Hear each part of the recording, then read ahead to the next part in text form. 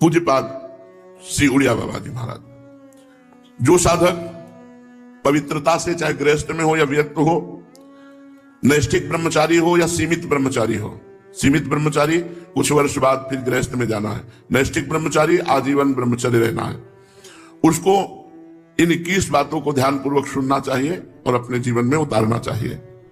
पहली बात ये समझ लो कि वीर्य, प्राण और मन तीनों का एक तारतम्य है। ये परस्पर इनका घनिष्ठ संबंध है।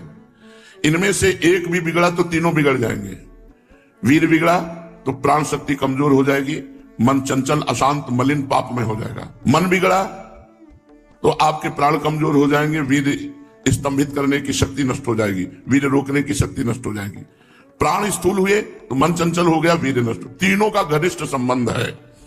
इसलिए एक को दृढ़ कर लो, किसी एक को, तो आपका सब संभलना शुरू हो जाएगा।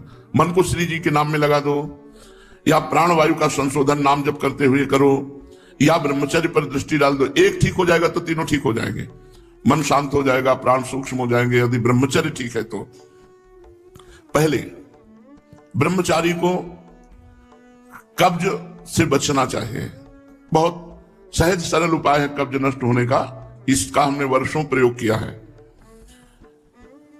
वो छोटी हर पीस लीजिए, मिक्सी में पीस लीजिए या सलबट्टा से पीस लीजिए, सहज पीस जाती है।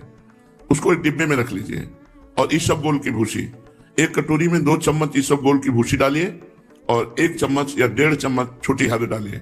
दोनों को मिला दीजिए और पाउडर ऐसे थोड़ा मुंह में डालिए और दूध से ऐसे ऐसे करके फिर लीजिए, फिर डाल लीजिए। 2 बार में, 3 बार में, 1 बार में, जितने में आप आ जाए। और 250 ग्राम दूध, ज्यादा दूध नहीं, 250-300 ग्राम दूध ले लीजिए और इसको 1 हफ्ता लेते रहिए। अपने आप आंतों को सही करके कब्जियत नहीं होने पाएगी। मल अवरुद्ध होना ही ब्रह्मचर्य के स्तंभित करने में बहुत परेशानी हो जाएगी, क्योंकि वो गर्म और बहुत विकार युक्त होता है। जो कब्ज है कई रोग पैदा कर देती है। इसलिए ब्रह्मचारी को चाहिए कि प्रातः काल उठकर कम से कम 500 ग्राम पानी हल्का सा गर्म करके वज्रासन में बैठ करके धीरे धीरे 5-10 मिनट में पीना चाहिए। फिर 200-400 कदम टहल करके फिर शौच जाना चाहिए। आप देखना, आप कब्जियत की शिकायत खत्म हो जाएगी अगर आप ऐसे करेंगे। दूसरा, मैदा और पकवान और चाय, ये कब्ज बनाने वाली चीजें ब्रह्मचारी को नहीं लेनी चाहिए। जब तक 50 की आयु ना हो जाए तो चाय पीना ही नहीं चाहिए। चाय की जरूरत ही नहीं है। 50 के बाद ठीक है, 50 वर्ष की आयु हो गई, अब उसके बाद थोड़ा शरीर गर्म करने के लिए लेने लगी, कोई बात नहीं। लेकिन जवान साधक को चाय आदि की जरूरत नहीं है बेमतलब में। कुछ साधक काफी, और ये सब चीजें उनकी हैं जो बहुत ऑफिस में काम कर रहे हैं, जग रहे हैं, थोड़ी चाय ले ली, फिर गर्म हो गए, फिर सेवा में लग गए। साधक को नहीं लेना चाहिए। ब्रह्मचारी को चाय, कॉफी, ये चीजें, कोई भी व्यसन नहीं लेना चाहिए। तीसरा, अत्यंत आवश्यक हो तो किसी को छुओ, नहीं छुओ मत। रोगी को छूने के लिए कोई परहेज नहीं है। मान लो कोई रोगी है, आप सेवा में लगे हो, तो उस समय कोई परहेज नहीं, पूरे बिल्कुल प्यार से उसकी सेवा करो। कहीं कोई तुम्हारा नुकसान नहीं होगा, क्योंकि भगवत भाव से सेवा कर रहे हो। आपने किसी को छुआ तो परेशानी हो जाएगी। इसीलिए बच के भगवत मार्ग में चलना है, बच के। अब वो कैसी पवित्रता से है, कैसे विचार वाला है, कैसे आचरण करता है, उसके सारे परमाणु शरीर में है। आप टच करेंगे वो परमाणु आप में आ जाएंगे, बच के। चौथा, किसी से अश्लील बातें मत करो। ब्रह्मचर्य रहना है तो गंदी बातें, भोग संबंधी बातें, अश्लील बातें ना करें। 5वां, बाल काढ़ना, काला लगाने लेना बालों में, मांग काट, ये सब बिल्कुल नहीं। कपड़े, इसी 5वें में बाल, कपड़े, श्रृंगार, शौक, शौकीनी, ये सब ना करें। क्योंकि ऐसा करने से शरीर, मन, बुद्धि, ये तीनों रजोगुण से युक्त हो जाते हैं और साधक का पतन होने लगता है। एक साधक को देखा, वो स्वर्ण के ऐसे आभूषण का, किस लिए भाई? बोले निषेध है क्या आपका? बिल्कुल निषेध है। रज के पात्र में पाने का आदेश है। धातु के किसी भी तरह के व्यवहार को मना किया गया है। तो फिर तो महंगी वस्तुएं, इनको धारण करने की जरूरत ही नहीं है। शरीर राग त्यागना ही तो वैराग्य है। क्या कपड़े बदल लेना केवल वैराग्य है? शरीर राग त्यागना, गर्मी सर्दी सहना, गाली अपमान सहना, दुख सहना, यही हमारा परम धर्म है। दुख सहना, तिरस्कार, अपमान, निंदा, ये जब हम सहते हैं तब हमारा परमार्थ पुष्ट होता है। छठवां, वही वस्तु पाओ जिसमें तुम्हें ज्यादा स्वाद न मिले और तुम्हारा स्वास्थ्य ठीक रहे। तुम्हारा शरीर बलयुक्त हो, सात्विक भोजन हो और स्वाद रहित भोजन हो। तो ऐसी चीज मत खाओ पियो जो तुम्हें बहुत पसंद है। सात्विक भोजन करो जो स्वाद रहित हो। सातवां, इत्र, फुलेल, सुगंधित द्रव्यों का लेपन बिल्कुल निषेध है ब्रह्मचारी के लिए। सुगंधित द्रव्य लगाना, इत्र फुलेल लगाना, ये बिल्कुल निषेध है, नहीं लगाना चाहिए। आठवां, प्रतिदिन नियमानुसार व्यायाम करें। व्यायाम बहुत बार साधकों से कहते करो। देखो, एक मोटरसाइकिल भी सुबह जब स्टार्ट की जाती है, बहुत जोर से स्टार्ट की जाती है, खड़े खड़े उसको बहुत, वो एकदम गर्म हो गई, चल दी। तो ऐसे बहुत जोर से आधा घंटा स्टार्ट हो, दंड बैठक मारी, पसीना पसीना हो गए, सर के बल खड़े हुए, और भी आसन, प्राणायाम, व्यायाम, अगर ये करोगे व्यायाम तो ब्रह्मचर्य बहुत पुष्ट। जवान से को जवान 100-500 दंड मारी, 100-500 बैठक मारी, तब समझ में आता है हाँ ब्रह्मचारी, समझ में आवे कि ब्रह्मचारी। व्यायाम करो, प्राणायाम करो, करो, मानो हमारी बात। हर साधक को, चाहे गृहस्थ साधक को, चाहे व्यक्ति, व्यायाम तो करना ही चाहिए। बहुत बड़ी औषधि व्यायाम है। प्रतिदिन नियमानुसार व्यायाम करो और भोजन उतना पाओ जितना आराम से पच जाए। 9, अच्छी तरह चबा चबा करके भोजन करो। कोई कोई तो ऐसे भोजन करते हैं, कवल गया वो अंदर गया। भगवान अंदर कोई मशीन कटिया काटने की थोड़ी लगी, आते हैं 32 दांत भगवान ने इसलिए दिए कि 32 बार एक कवल को चबाओ, एकदम महीन लुगदी करके।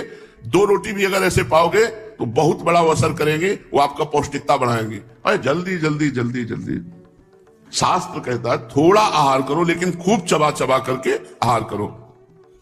और दांत सफाई रखनी चाहिए। पाचन शक्ति पर बहुत प्रभाव पड़ता है जब आप चबा के नहीं पाते हैं। कुछ दिन बाद आपका लीवर गड़बड़ हो जाएगा। आप चबा चबा के पाइए, थोड़ा पाइए, अधिक समय लगाइए। 40 मिनट में पाइए, 1 घंटे में पाइए, लेकिन चबा चबा करके पाइए।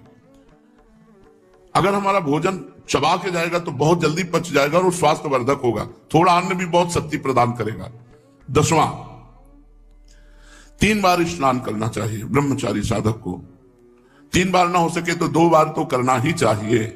हमें लगता है 2 बार तो प्राय सब लोग करते हैं, क्योंकि प्रातः स्नान और सायं की जब वाणी पाठ में आते हैं तो सब स्नान तिलक करके आते हैं।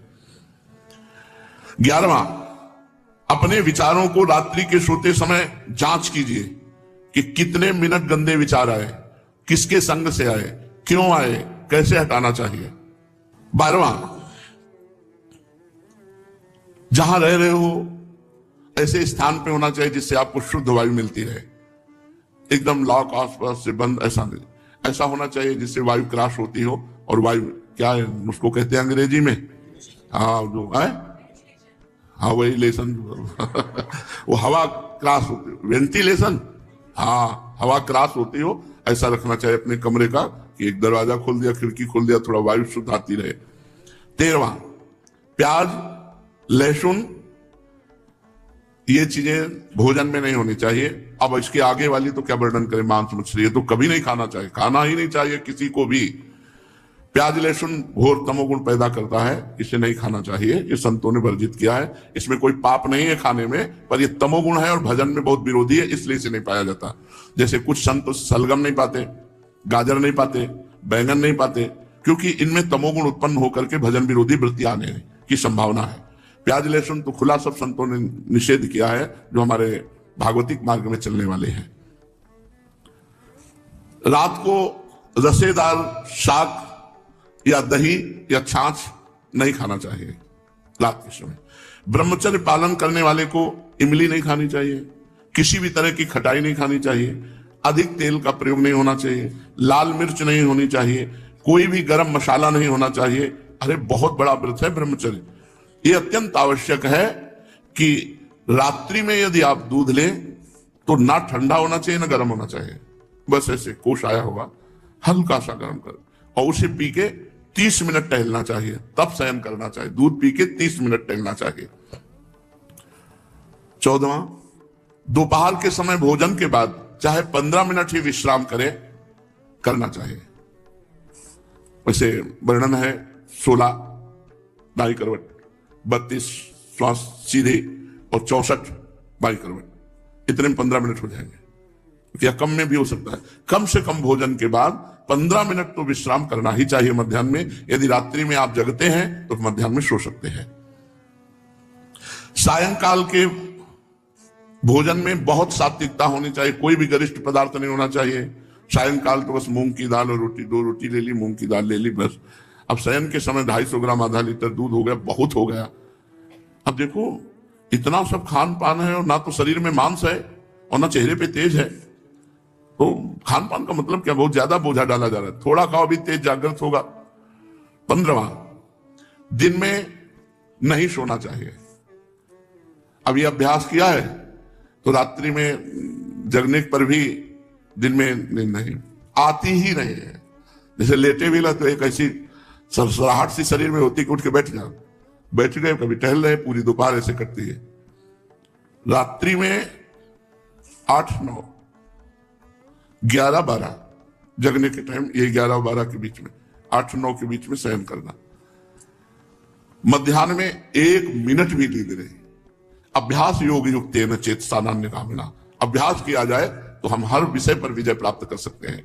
तो रात्रि में जो बहुत जगते हैं, मान लो सेवाएं हैं, पूरा का पूरा श्री जी का श्रृंगार करते हैं बच्चे, जो साधक संतजन, उनके लिए है कि आप 3 घंटे सो सकते हैं। रात्रि में बिल्कुल शयन नहीं हुआ तो दिन में आप आराम कर सकते हैं, सो सकते हैं। और जिनको रात्रि में 4 घंटे सोने को मिला, 5 घंटे, वो 15 मिनट विश्राम करके बस बैठ जाओ, इतना भोजन पाओ, 15 मिनट विश्राम किया, 16 श्वासें दाहिनी करवट, 32 श्वासें शवासन में सीधे और 64 श्वासें बाएं करवट में, इतने में आपका शास्त्रीय सिद्धांत से विश्राम मध्याह्न का हो जाएगा। 16वां, भोजन के पहले लघु शंका कीजिए, अच्छे से हाथ धोइए, पैर धोइए, हाथ धोइए, कुल्ला कीजिए, तब भोजन पाने जाइए। भोजन के तुरंत बाद लघु शंका कीजिए, इससे आपके शरीर में कभी गर्मी नहीं चढ़ेगी, पित्त नहीं बढ़ेगा, कब्ज नहीं बनेगी। और शयन करने के पहले लघु शंका करके फिर आप जाइए, जनेंद्रिय को शीतल जल से प्रक्षालित कीजिए। 17वां, 64 श्वासें बाएं करवट के बाद अगर आपको रात्रि में सोना है तो फिर दाईं करवट में तुरंत हो जाइए। बायां स्वर शीतल नाड़ी चलेगी, चंद्र नाड़ी, इससे आपको स्वप्न दोष नहीं होगा। आप देख लीजिए ऐसा करके। 16 श्वासें दाईं करवट, 32 शवासन, 64 बाईं, और अब सोना है आपको तो तुरंत फिर दाईं करवट हो जाइए और दाईं करवट सोने का अभ्यास कीजिए। जो 18वां, रात्रि में पहली नींद के बाद जहां नींद खुल जाए दोबारा मत सोइए, बैठ जाइए आसन पर और जप कीजिए, भजन का अभ्यास कीजिए। ये जीवन भर रही है वाणी हमारे साथ, तो यही अभ्यास पूज्य पादुड़िया बाबा की आज्ञा से, यही अभ्यास आज भी यही अभ्यास भगवत कृपा से है। तो इसीलिए 11 से 12 का, जितने में नींद खुली, बस जहां घड़ी पे दृष्टि पड़ी 11 के ऊपर, तो बस फिर बैठ गए। बराबर तो बैठ नहीं सकते, घंटा 2 घंटा, तो फिर थोड़ा 4 कदम टहले, फिर बैठ गए। ये लड़ाई है, लड़ाई है, नींद से लड़ना, भोजन से लड़ना, काम क्रोध से लड़ना। भगवान के लिए हम इन सब सुखों का त्याग करते हैं जो लौकिक सुख है। रात्रि में निद्रा भंग हो जाने पर साधक को पुनः नहीं सोना चाहिए, नहीं तो स्वप्न दोष होने की संभावना है। साधक को चाहिए समाचार न सुने, टीवी न देखे, कोई सीरियल न देखे, अश्लील पुस्तकें न पढ़े, ये नहीं करना चाहिए, साधक को नहीं करना चाहिए। हमें सब कुछ भूलकर अपने प्रभु की याद में डूबना, चाहे गृहस्थ हो चाहे विरक्त हो। 20, किसी भी तरह का मनोरंजन न करें। कई प्रकार के सांसारिक खेल हैं, उन मनोरंजन न करें। मनोरंजन करने से संसारिकता बढ़ती है, भजन की गंभीरता नष्ट हो जाती है। यदि आपको समय ऐसा है कि हमारे पास समय है 1 घंटा हम समय, तो आप कोई फुलवाड़ी लगा लीजिए, अगर जगह है उसको सींचिए, आप श्री जी के लिए जो वाटिका है उसकी सेवा कीजिए, सोनी लगा दीजिए, पोछा लगा दीजिए, दीवालों को साफ, मतलब किसी क्रिया में लग जाइए, मनोरंजन मत कीजिए। 21वां, किसी की निंदा मत कीजिए, किसी की समीक्षा मत कीजिए, ब्रह्मचारी है कि नहीं, और किसी भी सांसारिक उत्सव में सम्मिलित नहीं होना चाहिए। श्राद्ध है, पितृ तर्पण है, ब्याह है, पार्टी है, किसी भी तरह के इसमें नहीं सम्मिलित नहीं होना चाहिए। हमें सम्मिलित होना है भगवत भक्तों की, जहां लीला कथा हो रही भगवान की, उस सभा में। हमें सांसारिक संबंधों की सभाओं में नहीं। लो बाबा निमंत्रण है, आप आ जाइए ब्याह में, किसी के भी ब्याह में सम्मिलित होना, पार्टी में सम्मिलित होना, मुंडन के उत्सव में सम्मिलित होना, पितृ तर्पण